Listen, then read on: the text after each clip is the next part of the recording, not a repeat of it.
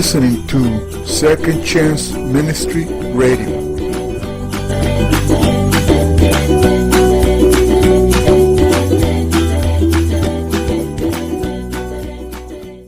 To follow is today's message by Pastor Randy Snyder.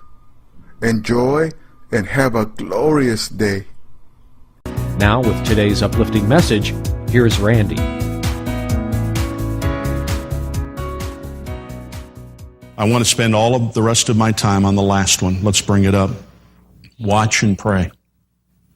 Watch and pray. The best advice I know to give you about the second coming of Christ is not to try to figure out the date. Don't even try to figure out the year or the month. Just watch and pray. Watch means live in such a way that you're aware that the Lord can return anytime. The Lord can return anytime He wants. And secondly, my responsibility is to pray. Pray for who? For myself, my family, and for the people I love, and to pray for this world.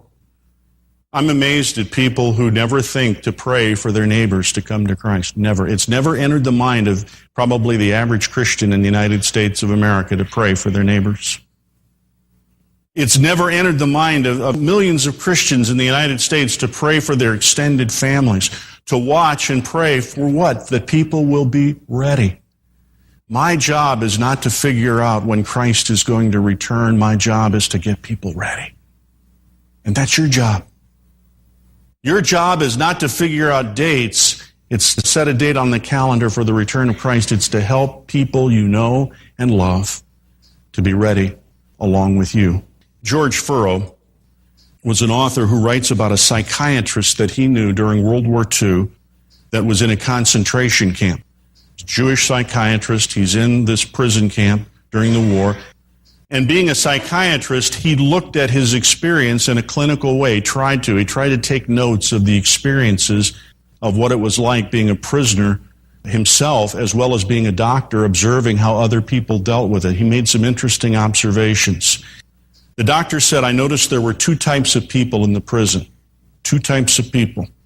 There were those who constantly talked about the past, both good and bad. They obsessed about it. They complained about it. They complained about their families, how they didn't get a fair deal in life. They talked constantly about the bad situations, the bad things that happened to them in their past. And then he said there were the other group of people that talked about the future, which I thought was interesting. When I get out of here, God willing, I'll be back with my family. I'll be able to start over again. My career, I will renew my business. Now here's the observation. He said the people that dwelled on the past, by and large, were the people that died in the camp.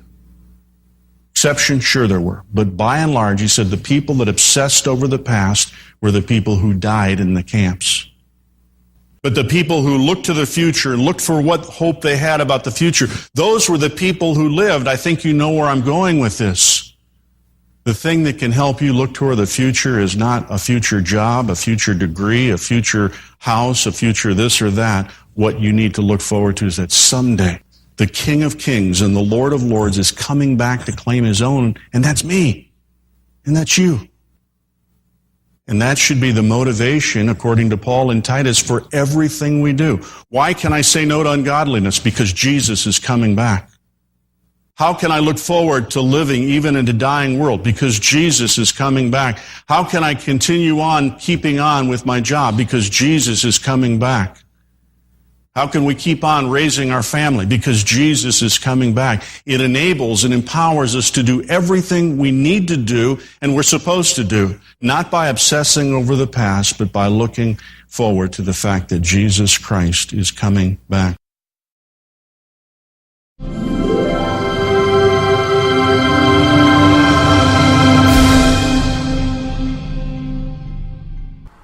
You are listening to Second Chance Ministry Radio.